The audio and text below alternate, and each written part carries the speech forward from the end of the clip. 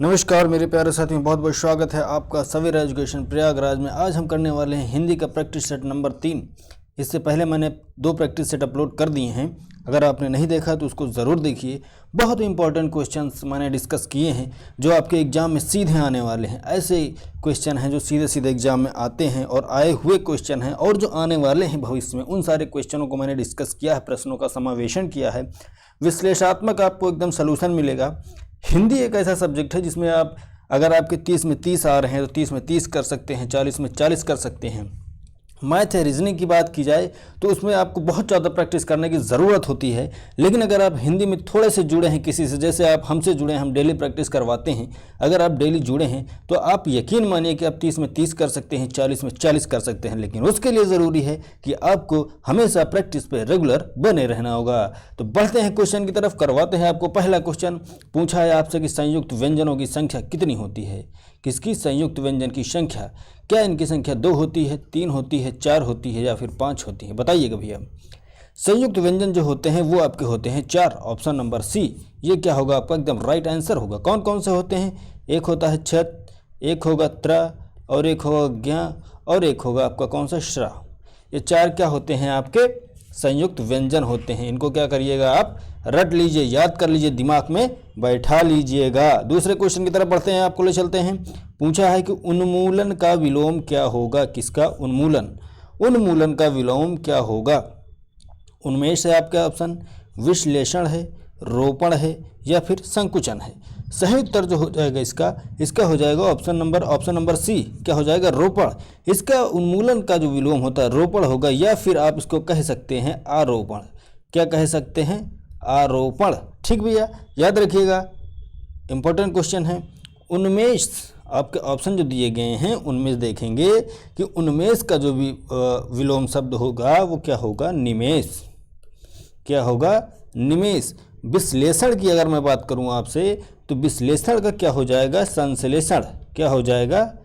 संश्लेषण। संश्लेषण। संकुचन एक आपका ऑप्शन दिया गया है। संकुचन की अगर मैं बात करूं तो संकुचन का क्या हो जाएगा? क्या हो जाएगा भैया? प्रस्फुटन। इसको भी आप याद रखिएगा, इंपॉर्टेंट क्वेश्चन है। इस तरह से क्वेश्चन सीधे एग्जाम में पूछे जाते हैं कि उन्मेष का विलोम क्या होगा? निमेष होगा। विश्लेषण का विलोम क्या होगा? संश्लेषण होगा। रोपण का जो विलोम होगा या तो होगा उन्मूलन का जो विलोम होगा वो रोपण होगा या फिर आरोपण होगा। संकुचन का क्या होगा? प्रपुस्फोटन होगा। विश्लेषण का संश्लेषण है, प्रपुस्फोटन का संकुचन। ये सब आप याद रखिए, दिमाग में बैठाइए, बार बार प्रैक्टिस करेंगे, प्रश्नों को देखेंगे, आपकी निगाह से प्रश्न बार बार आएंगे जाएंगे तो आपके दिमाग में हमेशा के लिए छप जाएगा। देखिए अगला क्वेश्चन है कि अर्पित का विलोम शब्द क्या होगा? त्याज्य होगा, प्रदत्त होगा, गृहीत होगा या फिर उन्मुख होगा? बताइएगा। तो यहाँ पर अर्पित का जो होगा विलोम शब्द वो क्या होता है? गृहीत होता है। क्या होता है? Option number C is the right answer. इसका सही उत्तर क्या है? गृहीत है। अर्पित का विलोम शब्द गृहीत होता है। अगर मैं बात करूँ त्याज आपका ऑप्शन से भी मैं रूबरू कराता हूँ, सबका बताऊँगा, ऐसा नहीं है। ये किसका है? ग्राहम का है। ग्राह है, आप कह लीजिए। ग्राह का क्या है? ये विलोम शब्द है। किसका? ग्राह का। प्रदत्त का विलोम अगर आपसे पूछा जाए तो क्या हो जाएगा? अर्जित। क्या हो जाएगा? अर्जित। उन्मुख की बात की जाए तो उन्मुख का क्या हो जाएगा? विमुख। विमुख क्या हो जाएगा? इसका सही उत्तर हो जाएगा। उम्मीद है आपको सेशन पसंद आ रहा होगा। सेशन पसंद आए तो आप चैनल को सब्सक्राइब जरूर करिएगा, बेल आइकन जरूर दबाइए, दोस्तों के साथ शेयर कीजिए। इसलिए हमारा हौसला बढ़ेगा, आपका हौसला बढ़ेगा, आपको नोटिफिकेशन मिलेगा, आपके काम की चीज़ आपको टाइम से मिल जाएगी। देखिएगा, तटस्थ का विलोम बताइए भैया। किसका? तटस्थ का। तटस्थ का जो विलोम होता है उसको आप इसको एक शब्दों में ये भी कह सकते हैं कि इसका विलोम क्या हो जाएगा? अपतटस्थ। तटस्थ। लेकिन ऑप्शन में क्या दिया गया है? गौण दिया गया है, आसक्त दिया गया है, समष्टि दिया गया है। तो इसका विलोम क्या हो जाएगा? आसक्त इज द राइट आंसर। सही उत्तर क्या हो जाएगा? Option number B. बी क्या है? इसका सही उत्तर है। तटस्थ का जो विलोम होगा वो क्या हो जाएगा? आसक्त हो जाएगा। गौण किसका विलोम है? तो गौण है मुख्य का विलोम। किसका? मुख्य का विलोम है। समष्टि आपके सामने दिया गया है, ये किसका विलोम है? व्यष्टि का है। किसका है? व्यष्टि का। तो इसको भी आप याद रखिएगा। देखिए, जिस पुरुष की पत्नी साथ नहीं है उसके लिए एक शब्द आपको बताना है। क्या बताना है? कि जिस पुरुष की पत्नी साथ में नहीं है, जिस पुरुष की पत्नी साथ में नहीं है उसके लिए एक शब्द आपको बताना है। तो जिस पुरुष की पत्नी साथ में नहीं है उसको हम कहते हैं विपत्निक। क्या कहते हैं? विपत्निक। पत्नी तो है उसकी, शादी हुई है, लेकिन क्या है, साथ में नहीं है। ठीक भैया, याद रखिएगा। विधुर उसको कहते हैं जिसकी पत्नी का देहांत हो गया हो या फिर जिसकी पत्नी का स्वर्गवास हो गया हो। और अपत्निक उसके कहते हैं हम जिसकी पत्नी ही ना हो, अर्थात जिसकी शादी ना हुई हो, जिसकी पत्नी ना हुई हो, उसको हम क्या कहते हैं? अपत्निक कहते हैं। वियोगी किसको कहते हैं? वियोगी उसे कहते हैं जो किसी के वियोग से दुखी हो, किसी के वियोग में दुखी हो, उस व्यक्ति को वियोगी कहा जाता है। तो याद रखिएगा, सुपर इंपॉर्टेंट क्वेश्चन है। हाथी की पीठ पर जो रखा जाने वाला आसन है उसको हम क्या कहते हैं? हाथी होती है, हाथी की पीठ पर जो आसन रखा जाता है उसको हम क्या कहते हैं? सही उत्तर हो जाएगा आपको, उत्तर क्या हो जाएगा? Option number C. क्या हो जाएगा? हौदा। क्या कहा जाता है? हौदा। ठीक भैया, याद रखिएगा।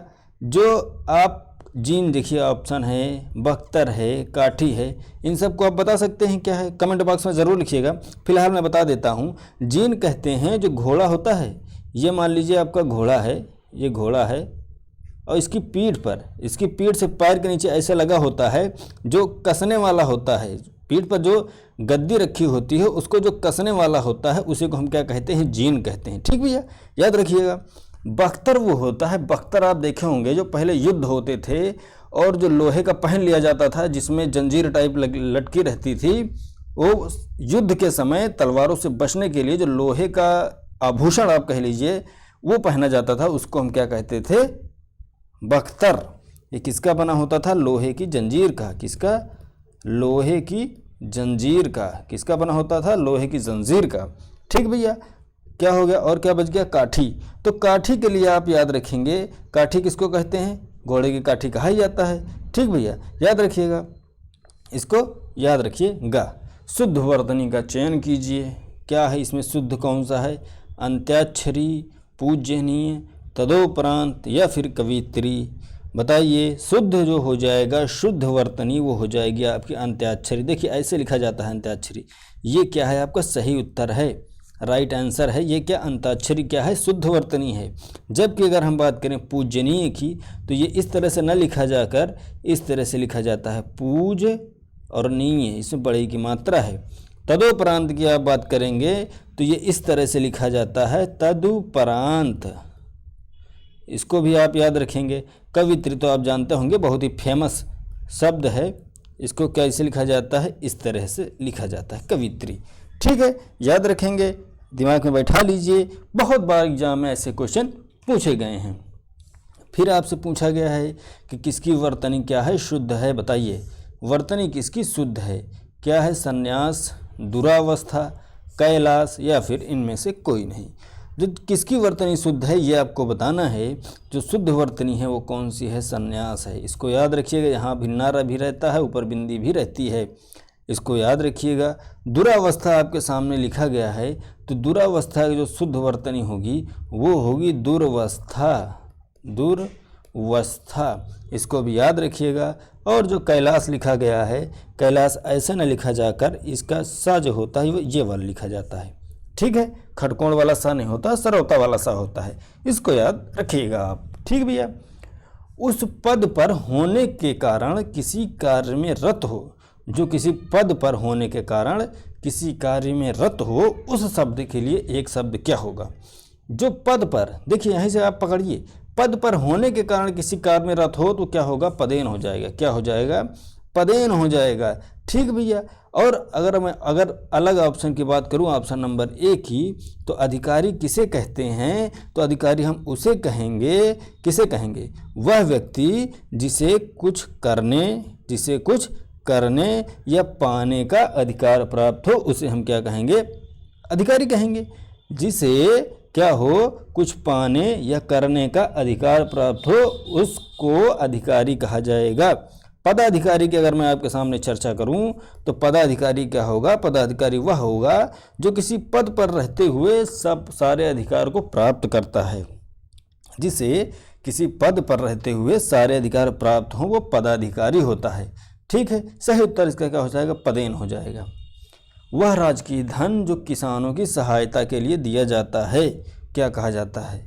वह धन, वो कैसा धन हो, राजकीय धन हो, जो क्या दिया जाए, किसानों की सहायता के लिए दिया जाए, उसे हम क्या कहेंगे, तकावी कहेंगे। क्या कहेंगे, तकावी कहेंगे।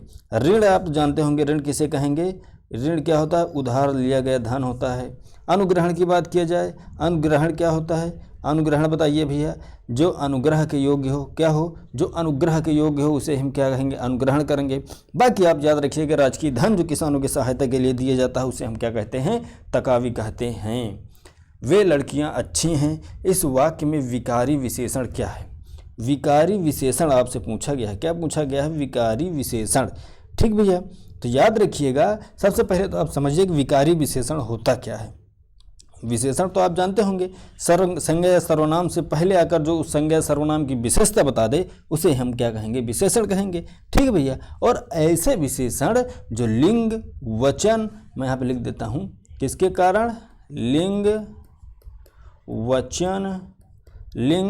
वचन और क्या, एक कारक है आपका, लिंग वचन और कारक के अनुसार परिवर्तित हो जाएं।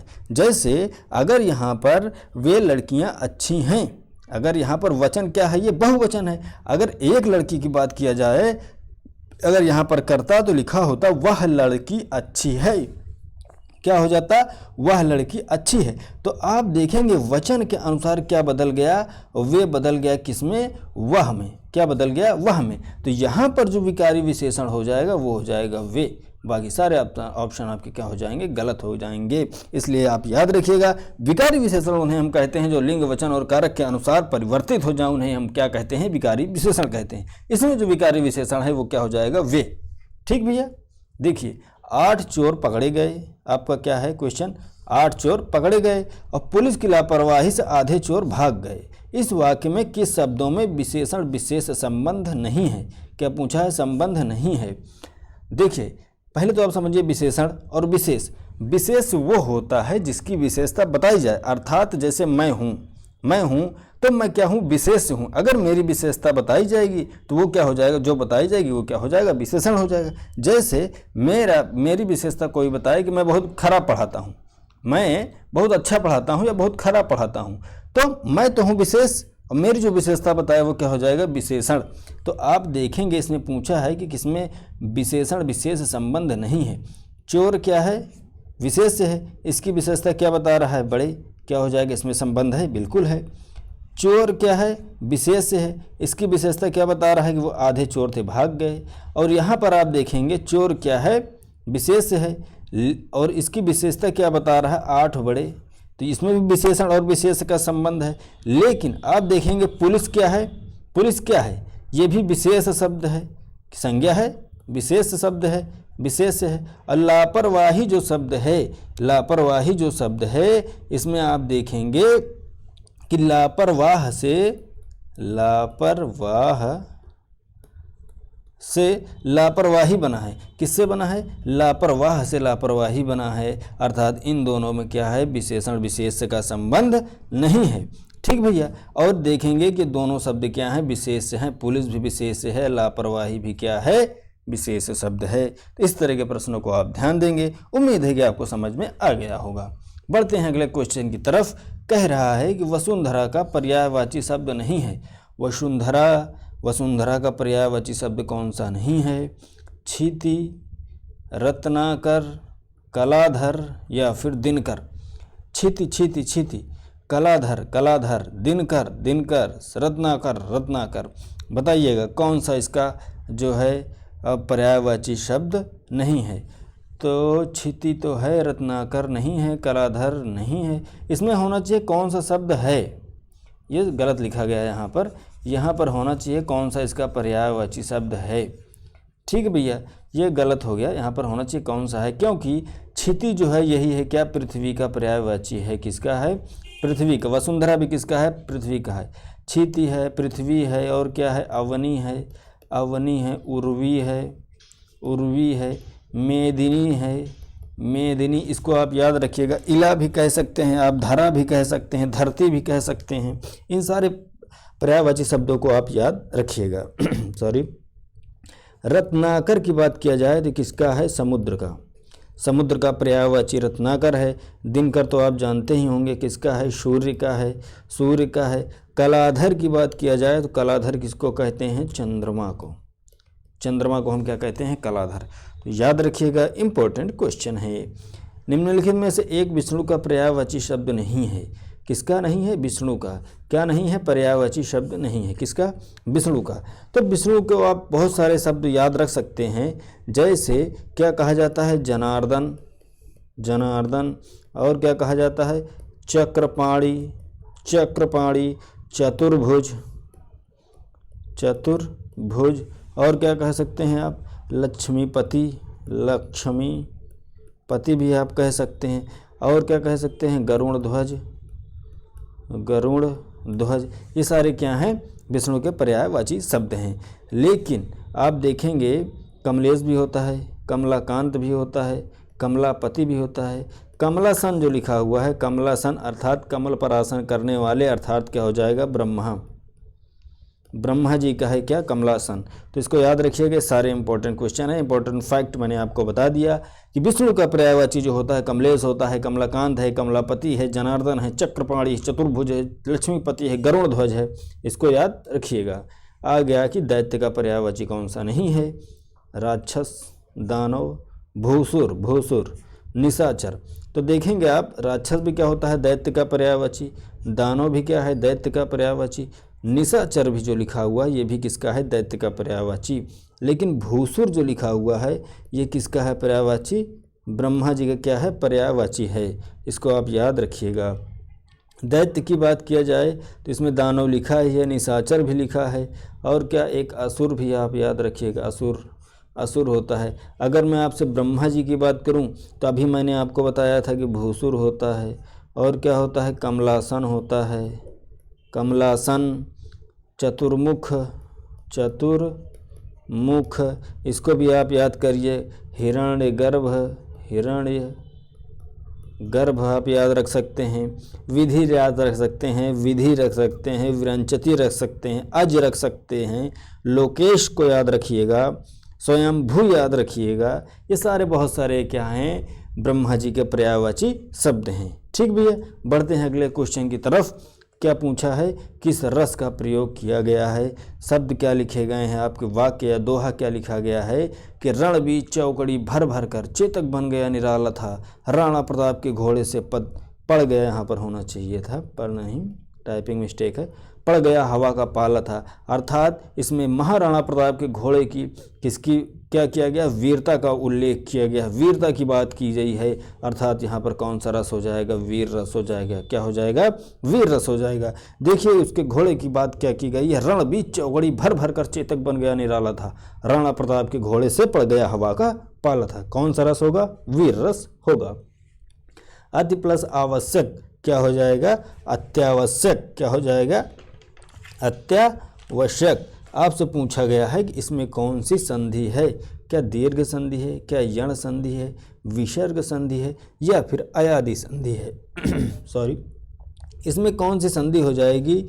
संधि है कौन सी? यण, यण संधि हो जाएगी। यण संधि में क्या होता है? अगर ई है, छोटा ऊ है, बड़ा ऊ है और री है, क्या है? री है। अगर इनके बाद कोई भिन्न स्वर आ जाए, कोई भी भिन्न स्वर आ जाए, ये सेम ना आए, तो इनके बाद क्या हो जाता है? या हो जाता है, वाह हो जाता है, ऊ का, और री का क्या हो जाता है? रा हो जाता है। तो यहाँ पर देखेंगे, यहाँ पर छोटी ई है और यहाँ पर भिन्न स्वर क्या है? आ है। तो इसलिए ई का क्या हो गया? या हो गया। तो इसको आप याद रखिएगा इस तरह से। कौन सी संधि होगी? इसमें यण संधि होगी। कौन सी संधि होगी? यण संधि होगी।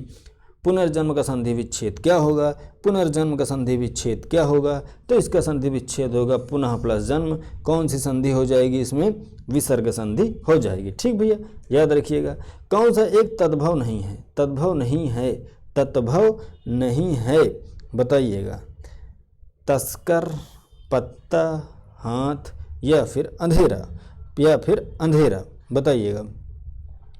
देखिएगा, तस्कर कैसा शब्द है? ये है तत्सम। कैसा है? तत्सम। कैसा शब्द है? तत्सम है। और इसका अगर मैं और बात करूं, पत्ता का क्या हो जाएगा? ये क्या है? तद्भव है। इसका तत्सम क्या हो जाएगा? पत्र हो जाएगा। हाथ कैसा शब्द है? तद्भव है। इसका तत्सम की बात किया जाए तो क्या हो जाएगा? हस्त हो जाएगा। अंधेरा कैसा शब्द है? तद्भव है। और इसका अगर तत्सम की बात किया जाए तो क्या हो जाएगा? अंधकार। अंधकार इसका तत्सम शब्द हो जाएगा। इसलिए इसका सही उत्तर जो हो जाएगा वो हो जाएगा उत्तर number A is the right answer. सही उत्तर क्या हो जाएगा? ए, क्योंकि तस्कर तद्भव नहीं है। कैसा शब्द है? तत्सम शब्द है। मुरली या मुरलीधर की अधरान धरी अधरान धराऊंगी, उपयुक्त में कौन सा अलंकार है? बताइएगा भैया। देखिए ध्यान से, मुरली या मुरलीधर की अधरान धरी अधरान धराऊंगी, अधरान यहाँ पर भी है, अधरान यहाँ पर भी है। जब किसी वाक्य में कोई भी दो वाक्य आए और दोनों बार आने पर उनका अर्थ अलग अलग हो जाए तो वहाँ पर कौन सा अलंकार होता है? यमक अलंकार होता है। कौन सा अलंकार होता है? यमक अलंकार होता है। क्यों? क्योंकि पहला जो अधरान है यहाँ पर अधरान लिखा हुआ है, इसका अर्थ है, क्या अर्थ है? कृष्ण का अधर। क्या है? कृष्ण का अधर। और जबकि दूसरा जो अधरान है, ये अधरान लिखा हुआ है, ये किसके लिए यूज किया गया है? गोपियों के लिए, गोपी का अधर। इसलिए इस तरह से यहाँ पर कौन सा अलंकार हो जाएगा? यमक अलंकार हो जाएगा। ठीक है, तो ये था हमारा आज का सेशन। उम्मीद है कि सेशन आपको पसंद आया होगा तो लाइक ज़रूर कीजिएगा, चैनल को सब्सक्राइब कीजिए, दोस्तों के साथ शेयर करना बिल्कुल मत भूलिए, क्योंकि इस तरह से अन्य वीडियो मैं आपके लिए डेली प्रैक्टिस सेट बनाता रहूँगा, लाता रहूँगा और आपकी परीक्षा में एक कदम आगे बढ़ने का मैं चांस भी देता रहूँगा। उम्मीद है आपको समझ में आया होगा। मिलते हैं अगले वीडियो में, तब तक के लिए जय हिंद, जय भारत, वंदे मातरम।